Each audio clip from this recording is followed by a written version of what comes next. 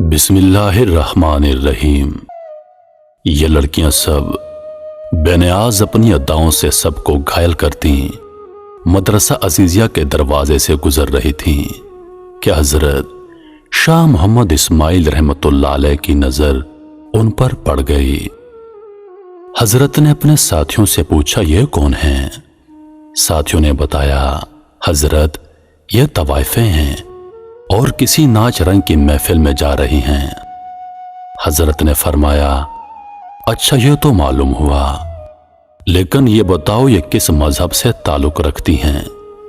उन्होंने बताया, जनाब ये दीन इस्लाम ही को बदनाम करने वालियां हैं। ये सब अपने आप को मुसलमान कहती हैं।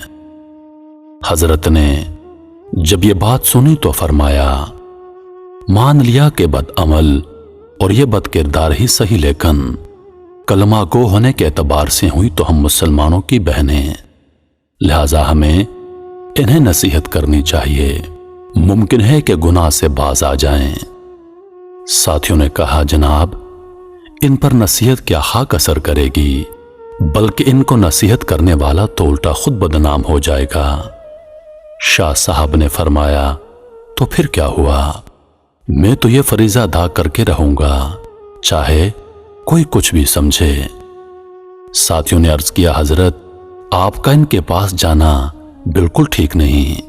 आपको पता है कि शहर के चारों तरफ आपके मजहबी मुखालिफीन हैं जो आपको बदनाम करने का कोई मौका नहीं छोड़ते। आपने फरमाया, मुझे जरा भर भी परवाह नहीं, मैं इन्हें नसीहत जरूर करने जाऊंगा। उसके बाद आप तबलीग हक को इस्लाह का आज़म सादक लेकर घर में तशरीफ लाए। दरवेशाना लिबास से बेतन किया और तने तनहा नायका की हवेली के दरवाजे पर पहुंच गए और सदा लगाई, अल्लाह वालियो दरवाजा खोलो और फकीर की सदा सुनो। आपकी आवाज सुनकर चंद लड़कियां आईं। उन्होंने दरवाजा खोला तो देखा कि बाहर दरवेश सूरत बुजुर्ग खड़ा है। उन्होंने समझा यह कोई गदागर फकीर है, सो उन्होंने चंद रुपए लाकर थमा दिए, लेकिन उसने अंदर जाने का इसरार किया और फिर अंदर चले गए। शाह साहब ने देखा कि चारों तरफ शम्मे और कंदीलें रोशन हैं। तवाइफे तबले और ढोलक की थाप पर रक्स कर रही हैं। उनकी पाजेबों और घुंघरू की छनकार ने अजीब समा बांध रखा है। चूही नायका की निगाह उस फकीर बेनवा पर पड़ी, उस पर हैबत तारी हो गई। वो जानती थी कि उसके सामने फकीराना लिबास में गदागर नहीं बल्कि शाह इस्माइल खड़े हैं, वो जो हजरत शाह वलीउल्लाह के पोते और शाह अब्दुल अजीज, शाह रफीउद्दीन और शाह अब्दुल कादर के भतीजे हैं। नायका तेजी से अपनी कुर्सी से उठी और एहतराम के साथ उनके सामने जाकर खड़ी हो गईं। बड़े अदब से अर्ज किया, हजरत आपने हम सियाकारों के पास आने की जहमत क्यों की? आपने पैगाम भेज दिया होता, हम आपकी खिदमत में हाजिर हो जाती। आपने आंखें बंद किए बगैर नामहरम से कहा, बड़ी भी तुमने सारी जिंदगी लोगों को राग और सुरूर सुनाया है, आज जरा कुछ देर हम फकीरों की सदा भी सुन लो। ये सुनाइए, हम मुकम्मल तवज्जो के साथ आपका बयान सुनेंगी। ये कहकर उसने तमाम तवाइफों को पाजेबें उतारने और तबले ढोलकियां बंद करके वह सुनने का हुक्म दे दिया। वो हमतन गोश होकर बैठ गईं।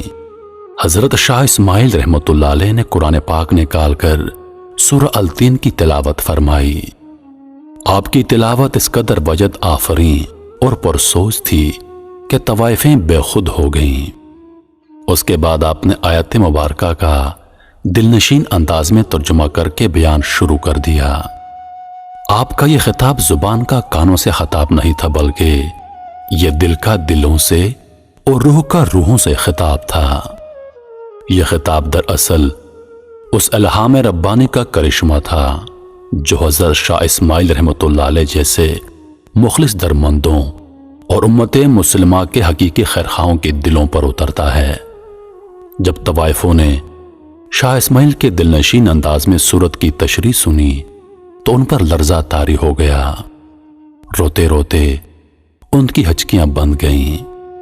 हजरत शाह इस्माइल रहमतुल्लाह अलैह ने जब उनकी आंखों में आंसुओं की झड़ियां देखी तो उन्होंने बयान का रुख तौबा की तरफ मोड़ दिया और बताया, जो कोई गुनाह कर बैठे तो अल्लाह से उसकी माफी मांग ले तो अल्लाह बड़ा रहीम है, वो माफ भी कर देता है, बल्कि उससे तो अपने गुनाहगार और सियाकार बंदों की तौबा से बेहद खुशी होती है। आपने तौबा के इतने फजाइल बयान किए कि उनकी सिसकियां बंद गईं। किसी जरिए से शहर वालों को इस बहस की खबर हो गई। वो दौड़े दौड़े आए और मकानों की छतों, दीवारों, चौकों और गलियों में खड़े होकर बहस सुनने लगे। तहद्दे निगाह लोगों के सर ही सर नजर आने लगे। शाह साहब ने उन्हें उठकर वुजू करने और 2 रकत नवाफल अदा करने की हदायत की। रावी कहता है, जब वो वुजू करके किबला रुख खड़ी हो गईं और नमाज के दौरान सजदों में गिर गईं तो हजरत ने एक तरफ खड़े होकर अल्लाह के सामने हाथ फैला दिए और अर्ज किया, ए मकलबल मकलूब, ए मसरूफुल अहवाल, मैं तेरे हुक्म की तामील में इतना ही कर सकता था कि ये सजदों में गिरी हैं, तो इनके दिलों को पाक कर दे, इनके गुनाहों को माफ कर दे और इन्हें आबरूमंद बना दे। तेरे लिए कुछ मुश्किल नहीं, वरना तुझ पर किसी का जोर नहीं। मेरी फरियाद तो यह है कि इन्हें हदायत फरमा, इन्हें नेक बंदों में शामिल फरमा। इधर शाह साहब की दुआ खत्म हुई, उधर उनकी नमाज वो उस हाल में उठी कि दिल पाक हो चुके थे। अब शाह साहब ने इफ़तमाब जिंदगी की बरकत और निकाह की फजीलत बयान करना शुरू कर दी और इस मौजू को इस कदर खुश असलूबी से बयान किया कि तमाम तवाइफें गुनाह की जिंदगी पर कुफ अफसोस करने लगीं और निकाह पर राजी हो गईं। चुनांचे उनमें से जवान औरतों ने निकाह करा लिए और जो ज्यादा उम्र वालियां थीं उन्होंने घरों में बैठकर मेहनत मजदूरी से गुजारा करना शुरू कर दिया। कहते हैं उनमें सबसे ज्यादा खूबसूरत मोती नामी खातून थी।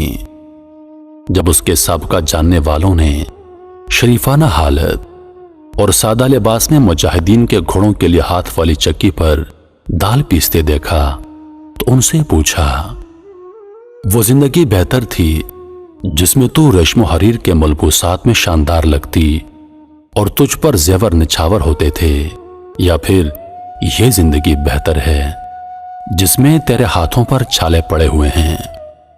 वो कहने लगी, अल्लाह की कसम, मुझे गुनाह की जिंदगी में कभी इतना लुत्फ न आया जितना मुजाहिदीन के लिए चक्की पर दाल दलते वक्त हाथों पर उभरने वाले छालों में कांटे चुभोकर पानी निकालने से आता है। मेरे मोहतरम अजीज दोस्तों, गुनाह का दरवाजा हमेशा के लिए खुला है और जब तक ये दरवाजा खुला है अल्लाह पाक तमाम दुनिया के इंसानों के गुनाह माफ करता रहेगा। हमें चाहिए कि हम अपने आप को अल्लाह के हुजूर पेश कर दें, अपने गुनाहों की सच्चे दिल से तौबा करें। अल्लाह पाक हमारी खताएं जरूर माफ करेगा।